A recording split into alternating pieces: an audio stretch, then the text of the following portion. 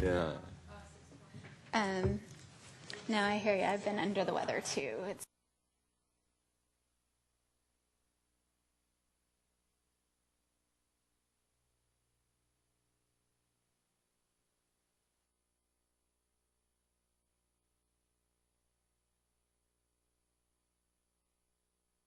Welcome you to the Tuesday, September 6th San Carlos Planning Commission meeting. If you please stand for the Pledge of Allegiance. Of flag of the United States of America and to the republic for which it stands, one nation, under God, indivisible, with liberty and justice for all. Thank you. Can I have a roll call, please? Commissioner Harper Pedersen. Present. Commissioner Gutierrez. Present. Commissioner Bradley. Present. Vice Chair Silberman. Present. Chair Bergman. Present. Next on the agenda is public comment. Public comment is limited to items not on the agenda. The commission may briefly respond to statements made or questions posed as allowed by the Brown Act. However, the commission's general policy is to refer items to staff for attention or have a matter placed on a future commission agenda for a more comprehensive action report. Is there anyone here that wishes to speak to anything that's not on the agenda?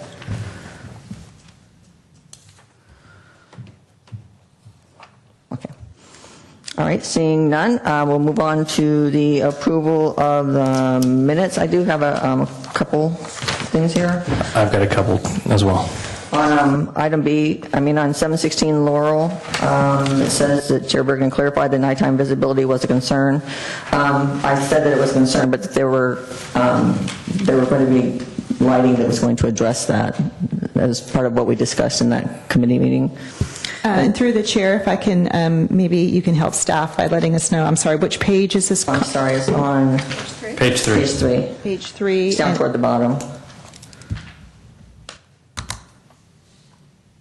Oh, your comment about the, I'm sorry, can you restate the correction? Yeah, I said that we thought it was a concern when we discussed it in committee, but that they were going to address it by putting special lighting up. So I think the concern was mitigated by the lighting that was going to be put up. Okay. And then the next one is that we thought that it appeared closed off, but we didn't think it to the extent that we shouldn't. This is talking about the subcommittee that we should disapprove it. We didn't think the impact was that great that it would require that we wouldn't approve it. Oh. Yeah, I said it looked closed off, but yeah, I guess you did too. Okay. And for that item, I recused myself, so I was not there. Just want to make sure that's reflected in the minutes. Did we put words in your mouth? Did we attribute some comments No. to you? Not, Tell you to usually that next do, time but you no. recuse yourself.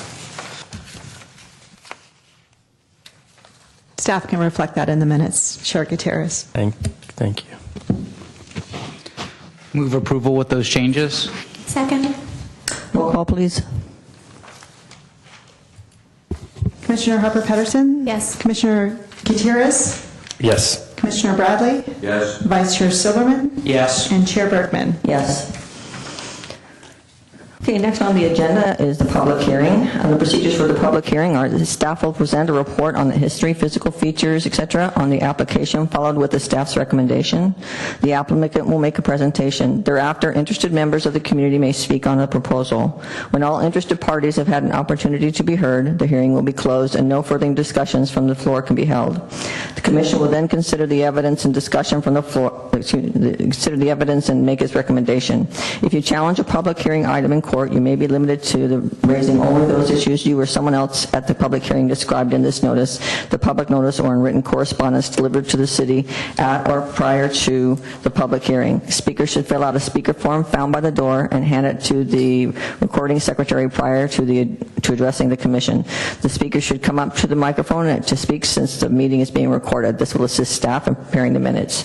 And the first item on the agenda is the 1001 Chestnut Street, APN 051-321-190. It says here, item to be continued to a future date. Do we need to make a motion for that, or we're just stating it for the record? If we can get a motion to continue it to a date certain, I believe the applicant is requesting this to be continued to September 19th, so it would be a date certain. Do we have a motion? Okay, I move that we move this item to, or excuse me, I move that we continue this item to September 19th. Before there's a second, what's the nature of the item? This is Good question. This is an application for a modification to an existing wireless facility at Burton Park.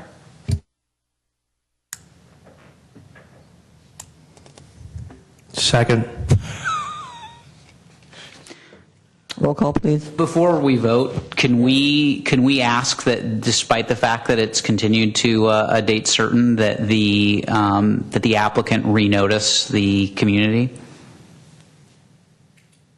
We can request that, we can do that. If that's the direction of the commission, we can certainly send out another notice, and I believe staff has already done so.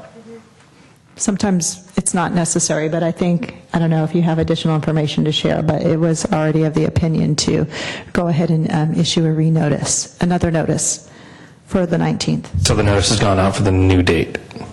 All right, I'm done. Do we need a motion, or can we just do it's the roll done. call? Commissioner Harper Pedersen? Yes. Commissioner Gutierrez? Yes. Commissioner Bradley? Yes. Vice Chair Silverman? Yes. And Chair Bergman? Yes. Next item on the agenda is 1125 Industrial Road, APN 046-152-160, conditional use permit amendment and design review approval for existing pylon sign. Do we have a staff report? We do, thank you. Good evening, Commissioners. I'm Andrea Martisich, Assistant Planner, and I'll be presenting this item this evening. As you mentioned, the request this evening is for design review approval for 2 replacement panel signs on an existing pylon sign, as well as a request for an amendment to an existing conditional use permit for 1125 Industrial Road. The sign permit itself or the design review approval permit is for Satellite Healthcare, which is a dialysis center located on site. So this graphic shows the signage on site. The red signs indicate the wall signage that the Planning Commission approved at your meeting in July. The existing pylon sign is the one that is the focus of the hearing this evening, and that is near Highway 101. And then the existing monument sign down at the bottom of the screen was actually taken off of the meeting this evening. They will be moving forward in the future with an application that addresses more than Satellite Healthcare in terms of tenants, so 1 or 2 additional tenants on site, and that monument sign will be able to be reviewed at staff level versus the commission. So I wanted to provide a brief history of the pylon itself.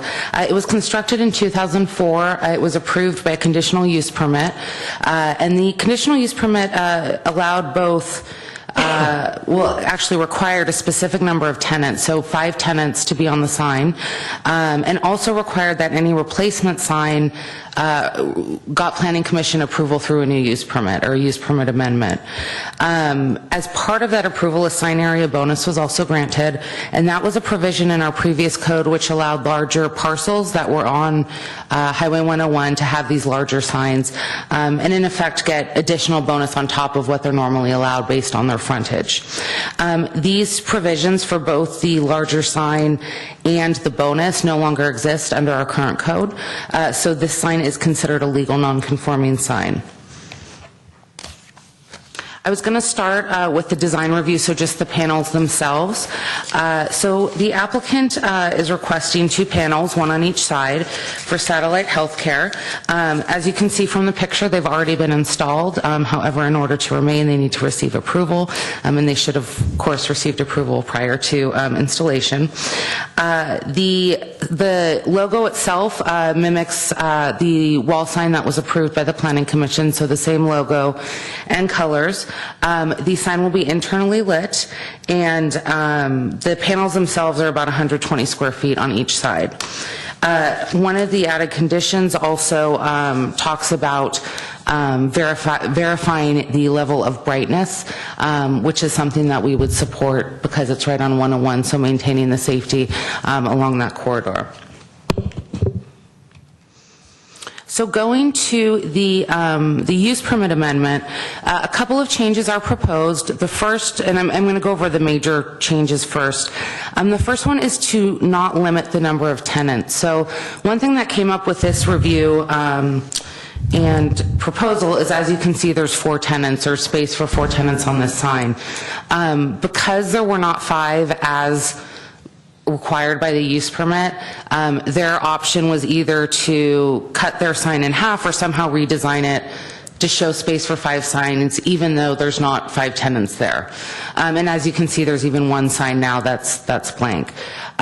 So that's something that staff expressed support of in terms of allowing flexibility for, varying number of signs depending on the tenants. If there's a lot of tenants, there could be, more signs. If there's not that many, there could be less.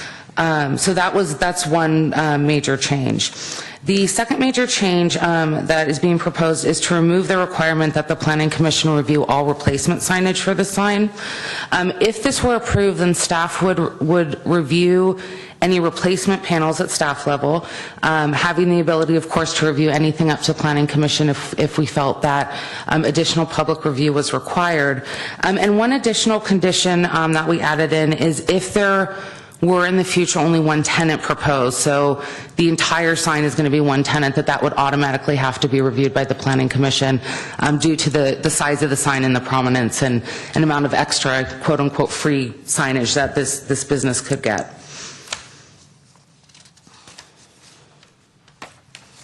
Oh, and to add on, the staff level approval would be assuming that the structure of the pole and the box of the sign wouldn't change. So any structural changes would require re-review by the Planning Commission, and only those switching out of panels would be allowed to be reviewed at staff level.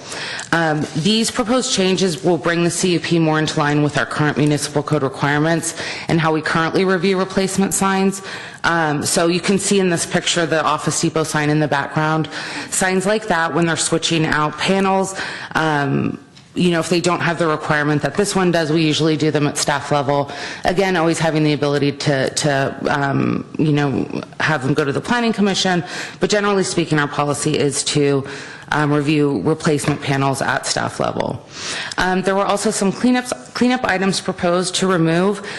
So there was a reference to Golfsmith and Woodcraft, and the CUP neither of those are tenants there anymore, and some additional cleanup items. We also added a few conditions of approval that are consistent with our current signage approvals, so talking about the amount of illumination and things like that. Staff does believe that both a design review and conditional use permit amendment findings can be made, and are as outlined in the staff report, and is recommending approval of both items.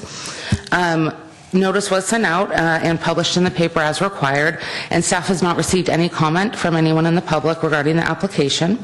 If you would like to approve this item, this is the motion you would make. I'm available for any questions, and the applicant and business owners are also here as well. Thank you. Thank you. Is the applicant here? No, are you? Okay. All right. So obviously you're representing the applicant today, right? Does the applicant wish to make a... He's here. Do you wish to make a statement or anything? Do we want to comment? Well, we're prepared to... Okay, you don't have any prepared. Okay. All right. Is there anyone from the public wish to speak on this?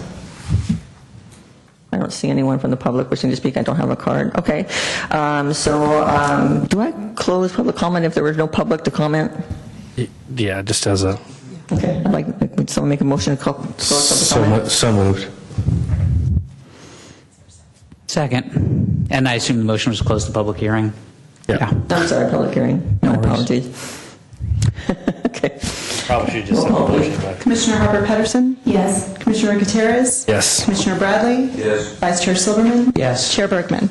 Yes. Okay, any discussion? I just have just some questions.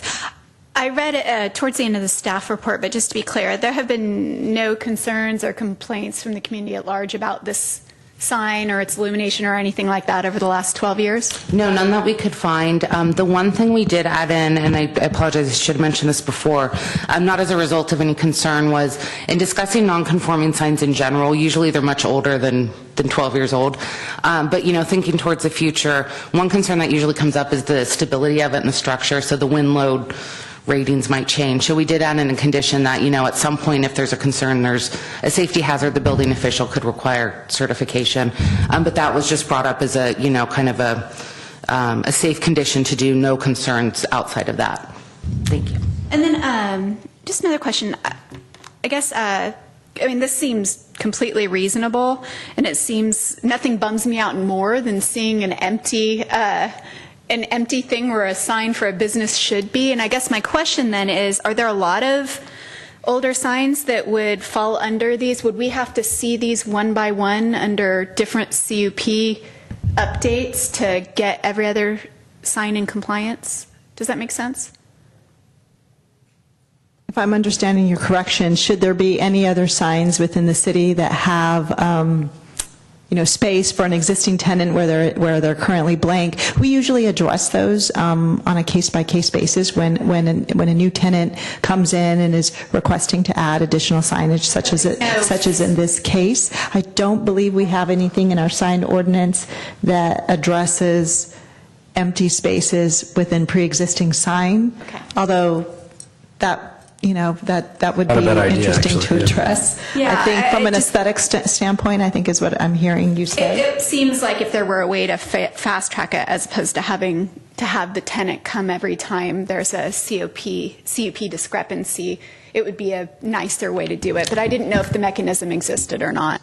I suppose that with future use permits or sign programs, there could be conditions that allow staff to make the changes as opposed to bringing it before the commission. So that's something that we could be mindful about as we look at sign programs that are established. Usually now we would require a sign program, multi-tenant for multi-tenants. Great, thank you. You don't want to hear sign applications anymore? Is that what I'm hearing? Well, I'm trying to take, I don't want signs, no. Streamline No, this I do here. not. No, I just think it would be easier for the property owner and the tenants to make And through changes the faster. Yeah, thank you. And I just wanted to offer the commission through the chair, Andrea Martisich would like to offer a couple of other items that she is aware about. I mean, Andrea processes the majority of our signs, so she's well versed in it. So I think she has additional information to share. So, thank you. So just to add to what you were asking, this is the first sign approval I've come across that's so restrictive. Most of the older signs have use permits that are not, that allow a lot of latitude in terms of interpreting the conditions. And since this code update, most of the sign approvals that go to Planning Commission are the master sign programs, which allow, you set the boundaries, and most of the time we're able as staff to approve within those boundaries. So this one was a pretty unique situation. I haven't seen one where the exact number is set before or something like that. So I wouldn't anticipate too many more, if any, coming forward. Great. That gives me a lot of clarification. Thank you, Andrea. Any other discussion? Obviously, I'm not super visual, but the idea of two businesses on this sign would like it'd be ugly to me. And so I guess I'd like to understand why you chose for it to come back to us only if it's one, versus three. Can you From an aesthetic explain that? standpoint? Yeah, from an aesthetic standpoint, I could really only see either one or three on the sign. Now maybe I'm missing something, but unless you convince me otherwise, I think I'd be inclined to change it to at least three.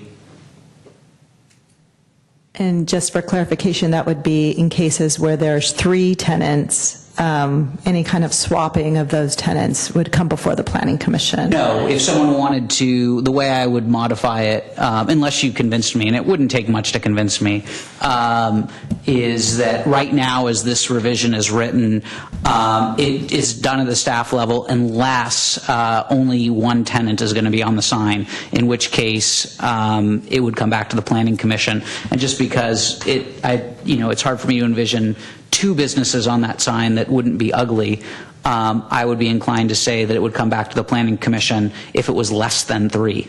So if it was one or two.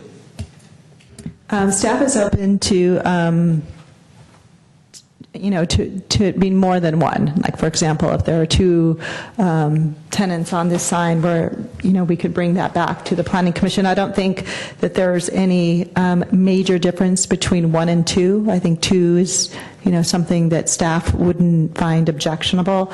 But it was just in the course of discussion about, how many potential tenants there could be. We know there's 3 buildings on site. Potentially you could get 6 tenants, maybe in a way that, would allow this signage to be broken up in a more symmetrical So way. what I'm actually proposing, and I defer to the city attorney, but on the on the draft amended conditional use permit, what I would propose is striking D, returning C, except where instead of it saying the sign cabinet shall include sign area for 5 tenants according to the dimensions as specified in the proposed drawings, it'll just say the sign cabinet shall include at least 3 tenants. Period. And then if they want to change it, they need to seek an amendment to the conditional use permit and would have to come back to the Planning Commission. Also, and no offense to the city attorney, I thought that D was a little awkward as written anyway. So, anyway. I mean, if that's the pleasure of the commission, you can certainly make that modification to the conditions of to the proposed amended use permit. I'd support that, definitely. All right. All right, unless there's anything else, I'm prepared to make a motion. Go ahead. Aesthetic standpoint, it definitely makes sense. I move that the Planning Commission approve the request of Richard Lucchini Aero Sign Company for design review approval of 2 pylon sign panels and amended conditional use permit at 1125 Industrial Road, San Carlos, based on the required findings and for the reasons incorporated in the staff report, with the amendment that subsection 6D is stricken, and subsection 6C will read, the sign cabinet shall include sign area for at least 3 tenants. Second. Roll call, please. Commissioner Harper Pedersen? Yes. Commissioner Gutierrez? Yes. Commissioner Bradley? Yes. Vice Chair Silverman? Yes. And Chair Bergman? Yes. Okay, the next item on the agenda is 256 Club Drive, APN 049-050-040. Request for consideration of a conditional use permit amendment for a proposed modification of an existing wireless telecommunications facility to increase the number of antennas on an existing monopole from 6 to 9, 3 net new antennas, and associated improvements. And does the staff have any Yep. report?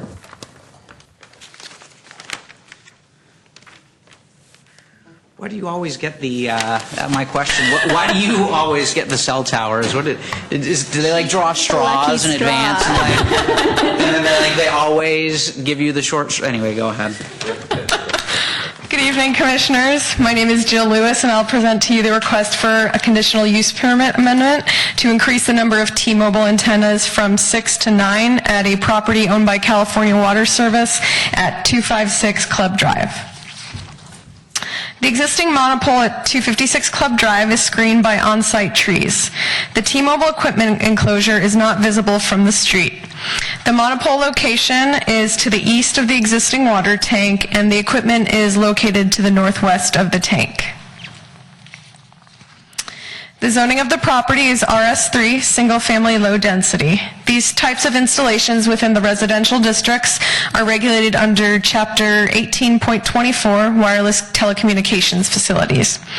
Because the proposal involves the addition of 3 panel antennas to a property within 600 feet of a residential district, and because a previous conditional use permit has been issued for this site, conditional use permit amendment granted by the Planning Commission is required. Surrounding uses include residential properties and unincorporated land. So, some history about the project. In 2010, T-Mobile received approval to attach 6 new panel antennas to the existing monopole. This proposal consists of the addition of 3 new antennas to be installed, and all new antennas will be 8 feet tall, 3 new remote radio units will be added. 1 new ring mount to provide structural support for the new antennas, and the RF study shows full compliance with the FCC regulations for all carriers. In 2014, the FCC issued a report and order stating that wireless communications facilities that meet relevant criteria shall be granted by the approval body. The criterion that applies is modifications to the transmission equipment do not protrude from the edge of the tower by 20 feet or more than the width of the tower at the level where the transmission equipment modifications are being made. In this case, 20 feet would be the greater of the two measurements, since the tower is not, the monopole, is not increasing in width. So these are the existing versus proposed west elevations from the driveway looking toward the site. These are the existing and proposed east elevations looking toward Crestview Drive. There's a finding under Chapter 18.24. There's only one that applies here. The proposed antenna, a related facility operating alone and in conjunction with other wireless communications facilities, will comply with all applicable state and federal standards and requirements and will not be readily visible. The site is physically suitable for the use, since this is a modification of an existing co-located installation. The existing landscaping consists of tall and mature trees which effectively shield the monopole. The 3 new 8-foot tall antennas will be added in between the existing, projecting an additional 1 foot 8 inches above the existing, still well below the height of the existing monopole. Staff received no correspondence from property owners within a 300-foot radius, written or otherwise. I'm available for any questions you have for staff, and the applicant is also here if you have any questions for her. Any questions for staff? I do have a question, Jill. In the staff report, it mentions that T-Mobile is relying on existing landscaping to shield the monopole, and that there's a condition of approval that states that in the event that the landscaping is removed, that Cal Water gives permission to T-Mobile to replace the planting. I guess my question is, give permission, or is there a way we could require them to replace the planting? Because, of course, if the planting goes away on Cal Water's side, it becomes much more visible. Do you see the difference that I'm trying to say? Do we have the right, I guess, to require that they replant it if the shielding goes away? Perhaps that's a question for our city attorney. We would. What we would need to do, though, is we would need to defer back to what the landscape plan was at the time of the original approval. I haven't seen that, so I don't know if that exists or if that was comprehensive at the time of the initial approval. But basically, if the city basically made as a condition to the approval of the permit that certain landscaping be installed, that same landscaping has to continue to exist. So if that landscaping does not exist anymore, the city could take action to enforce the conditions of the permit and require that additional landscaping comparable with what was initially proposed and installed be reinstalled. Yeah, so we would have to check and see if that's, did you see that in 2010's report, Jesse? Yeah, so it's exactly what we did last time, I think, right? We went back to the original use permit, and that covered us because it did have in that use permit the planting that was in that use permit. So I think it's just specifically addressing it. We don't have, I mean, this was, do we have the old? It's right here. I'm looking at it. I guess I was confused because it looks like the planting is on Cal Water's property and not necessarily, and again, probably utilizing the existing landscaping, but not necessarily having required that they maintain it because it be on a different property. I don't want the plantings to go away and then us to have the same problem that we seem to have at the last antenna conversation. Clarification through the chair to answer your question, Commissioner Harper Pedersen. The structure and the whole wireless facility is all on one property, so it's the same property. Oh, it is? Okay. Yes. Just wanted to make that clear. Okay.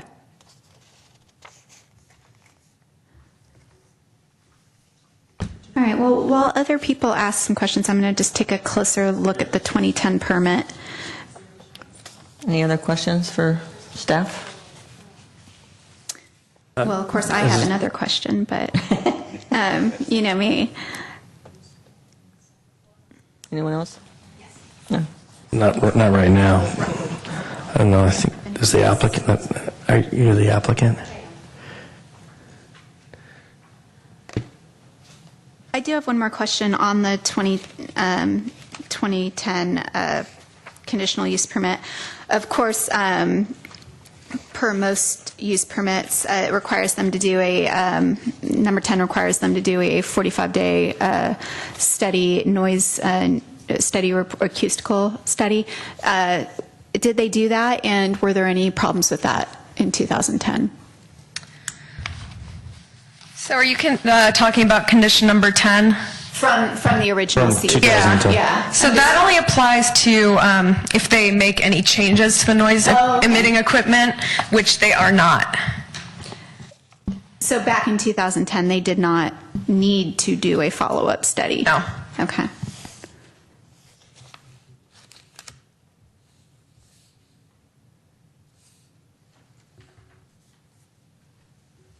Okay, I think other than the landscaping, that's my only Yeah, there's question. nothing, there's but I nothing in don't see 2010, anything. so, Right. there's nothing in 2010 that I was able to find. Okay. Any more questions for staff? No? Well, so I guess my only question though would be, how do we resolve this problem? So Jill, do they do some sort of landscape? Is there, normally on a telecommunication, either addition or modification, is there a landscape plan? There's no requirement for a landscape plan. Okay, is there, so we don't document the site more than the pictures that we have right now? That's correct. Well, so I think that the issue that folks may be experiencing is the 2010 permit also was not a new pole. It was just like this one, it was just adding additional antennas to the existing pole. So, I mean, to the extent that there was, like the other one, to the extent that there was a requirement for shielding, that's not the right word, whatever it is, you know, covering, whatever the term of art is, that would have been in the original permit. But I think that this is easily resolved simply by adding a condition that that this conditional use permit incorporates by reference, you know, any, you know, pre-existing requirement in a prior permit for what's the word I'm looking for? What is it called when you Shielding. or whatever, concealing the tower, and I think that's going to cover Blending. it. Yeah. So that's what I would suggest. Just for the record, and I feel like I always beat up on you, and it's not you personally. It is visible from the street. It is, but at the same time, I can't think of a location that would be less disruptive than this one. I mean, you can definitely see it from the street, especially if you're right at the driveway that turns into the water tower. If you're there, I mean, you can see it easily. But I mean, I can't imagine that there's anyone that can see it from houses, because the houses are either down or, you know, down on the other side. I mean, maybe you could see it, you know, from up the hill or something, and, you know, I'm sure that there are folks who probably aren't super happy about it, but anyway, you can see it, but it is what it is. Okay. Yeah, I'm fine with that addition. Okay. Any other discussion? I move that the planning... We didn't close the public hearing. So does the applicant wish to make any statement, or just here if we have questions? Okay, and you have the speaker card, correct? She doesn't want to come up. I can tell she may have watched the previous hearing where I talked to a previous applicant. Exactly, she researched your methods, so. And we've determined that there's absolutely nothing we can do other than approve this, so, you know, might as well get on the... Okay, as long as I just want to make sure she didn't have something to say, so if not, you want to make a motion to close the public hearing? I that's do. fine. Okay. I move to close the public hearing. Second that. Roll call, please. Commissioner Harper Pedersen? Yes. Commissioner Gutierrez? Yes. Commissioner Bradley? Yes. Vice Chair Silberman? Yes. And Chair Bergman? Yes. I also move that the Planning Commission approve T-Mobile's request for a conditional use permit amendment for installation of 3 new antennas with associated improvements at an existing facility at 256 Club Drive, APN 49-05-040. based on the required findings and for the reasons incorporated in the staff report and as conditioned in the conditional use permit, with an additional condition that this conditional use permit incorporate by reference any prior requirements that the operators shield the tower from view. Second. Roll call, please. Commissioner Harper Pedersen? Yes. Commissioner Gutierrez? Yes. Commissioner Bradley? Yes. Vice Chair Silverman? Yes. Chair Bergman? Yes. Okay, next item on the agenda are reports, correspondence, and general information. Are there any reports on recent city council elections?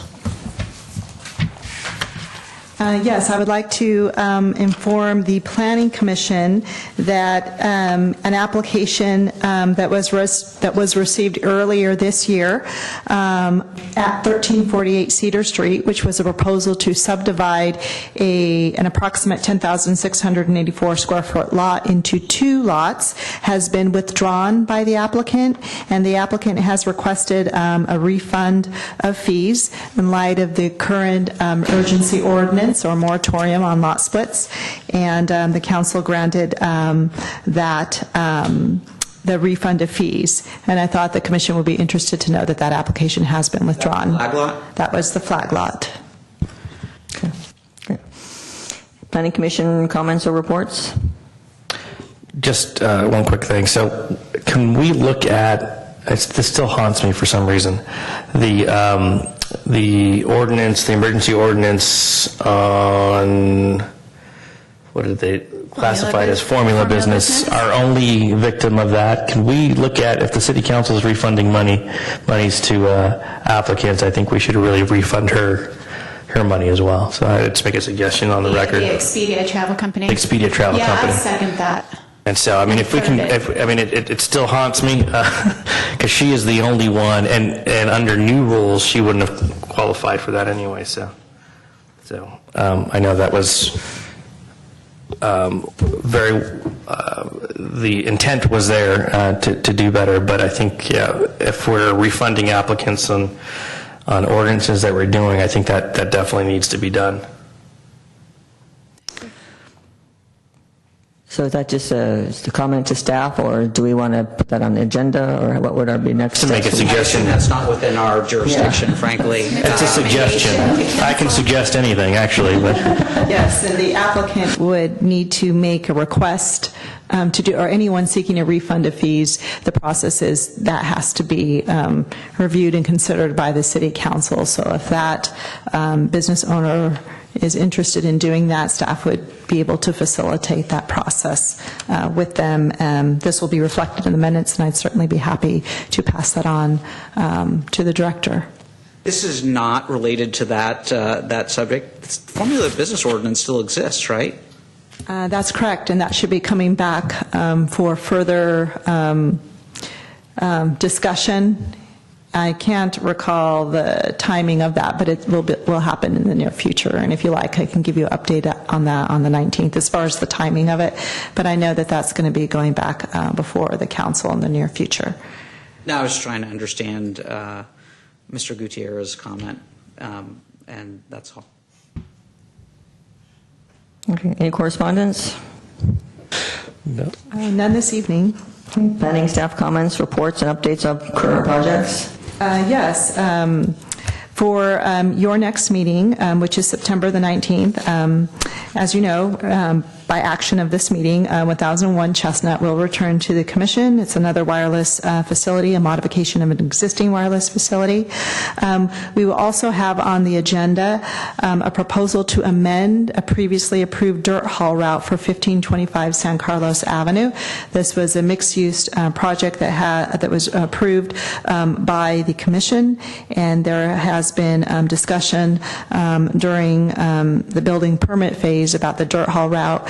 And as you know, everyone who is along the dirt haul route typically gets a notice. So any kind of amendment would allow us to renotice the community of those who would be affected and bring that before the commission as it's required to do to be is per our code. So that'll come back to you, and that's specifically related to the dirt haul route. I don't have information, all the specifics as to what's exactly changing, but that'll be covered at the next meeting. Can you just repeat the address for me?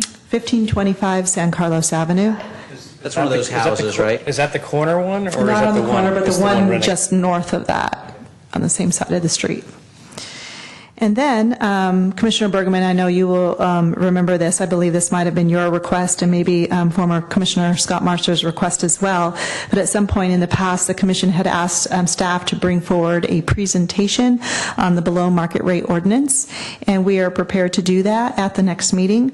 But in order to make sure we meet the Commission's expectations, if we can pause for a minute and just maybe go over some of the items that you were hoping that staff would cover. If I recall correctly, maybe it was just an overview and maybe a little bit about the fees that are collected. But questions about calculations. And what had been done with the fees, or what the plan, what possibly is going to be done with them, what's happening with all the fees that we're going to be collecting from? Well, that and like the in lieu fee, how is that calculated? That was one question. The amounts for BMR, what the housing limit sizes are. I don't know if it's HUD limits or what those are for low, moderate, and very low. the income levels? The income levels. What else do we? We seem to always have a question of whether we can make them put it in a project versus doing an in lieu fee. And so maybe some explanation around why we can't seem to make that happen. But I do know we were also then concerned with, or at least questioning, well, gosh, if we've got all this money somewhere, what are the plans for it? How about just a summary of what we can now do with the change of our DRC, redevelopment agencies and the state? That would probably be a good start. Okay, that's helpful. I just wanted to make sure that we understood what questions you had. That way we can make sure to provide responses to those when we return. One more thing, density bonus too. What additional density they can have with a BMR. Okay. That should cover the whole, I think, topic pretty much. It's basically everything. Yeah, basically everything. Just present on everything. Related. All right, good. All right, so it'll be Everything in the code, a please. comprehensive presentation. We imagine we're going to give a presentation rather than do a staff report. So hopefully that will work, and we can provide copies of the presentation as well. That will work. Okay, so I have a little bit more for this evening to share with you, and maybe what I'll do is I'll start with a handout. I think I have enough. 1, 2, 3. Yeah, there's one for each. As the Commission is aware, the Council has directed staff to work with the community on 2 topics. One is the issue of subdivisions within the single-family residential zoning district, and also the development standards for the construction of new single-family homes. So staff has been working internally and has decided to embark upon both of those efforts at the same time, although on 2 different tracks. We feel that the discussion of single-family lot splits is appropriate to discuss in the context of study sessions with the Planning Commission, and the discussion about development standards, because there are so many and varied, we would have a different process for that. So beginning with single-family lot splits, we are proposing to start the process, basically kick the conversation off on October the 17th. We have just created a new website that will be an information resource to the community. We have created a new e-notify link. We are going to utilize all of our social media outlets to do outreach with the community, Facebook, Twitter, Nextdoor, exactly.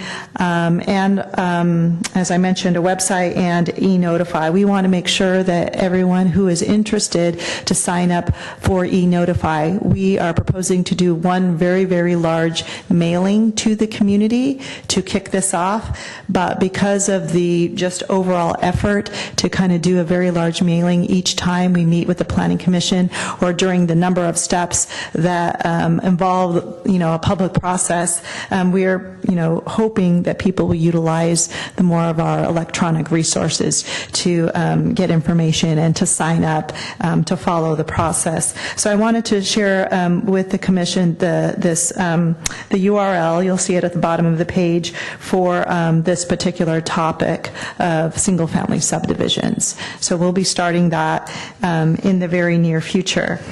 I also wanted to share with the Planning Commission that on September the 12th, staff is going to the City Council requesting that the City Council form a new ad hoc subcommittee to assist staff in developing a process, basically serve as a sounding board for the process that will be developed to engage the community in having a discussion about our single-family development standards. I announced this just previously at the RDRC hearing, and there was a comment about other, members that could be part of this ad hoc working group, and I clarified that the working group with the council, the City Council subcommittee is really there as a sounding board to ensure that we're developing a civic engagement plan that is thorough and comprehensive, and is one that is, going to be supported, by our council members. As you know, this will eventually come before them for their consideration. So we are working internally. There may be opportunities for other types of working groups. We're still trying to figure out exactly which is the best plan moving forward, but that is one of the primary reasons we're going to City Council, because we want to make sure that we do this right, that we're doing this in a way that is supported, and we can go forward with that in mind. So we will be taking that forward to the council on September the 12th, and hopefully they will agree and appoint 2 members to work with staff. And that process will also begin in October sometime, but by the time we get to our first community meeting, that is, to be determined exactly when that will happen. But there is movement on both of those fronts, and I wanted to make sure that the Planning Commission was informed along the way. So back to the study sessions really quickly. Now, there'll be other sessions for the Planning Commission to actually discuss and deliberate, basically, Correct. right? So the study Not sessions, there will deliberate be is not the right no word, but- formal action taken. Okay. We just want to make sure that we have a dialogue with the community and the commission. We're, imagining there would be at least 2, and then once we feel, the commission is ready to make a recommendation based upon all of the public input received and discussions with staff, then we can schedule formal public hearings where the Planning Commission can make a recommendation on that particular topic to the City Council. Thanks.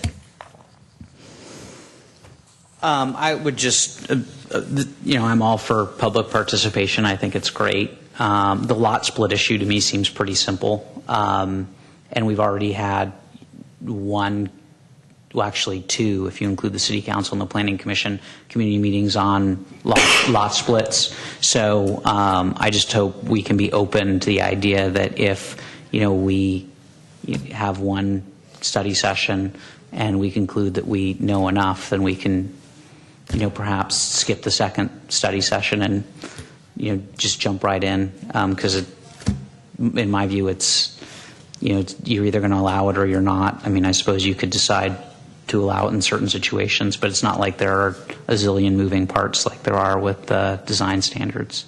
But that's just my own personal view. No, it's not. It's just my own personal view, and just hope we can be open to that. It sounds like it's a great, well thought out process. Otherwise, Certainly, and when the commission is ready to do that, staff will be ready as well. Okay. That's all I have for this evening. Anything else? One question. Over this August vacation that we've just had, I went over the general plan and noticed that Chapter 4 is missing. Is that the housing element?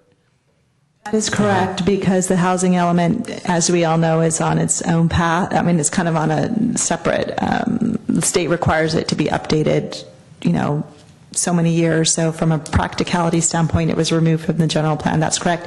And if my memory serves me correctly, I think you need the newly updated housing element.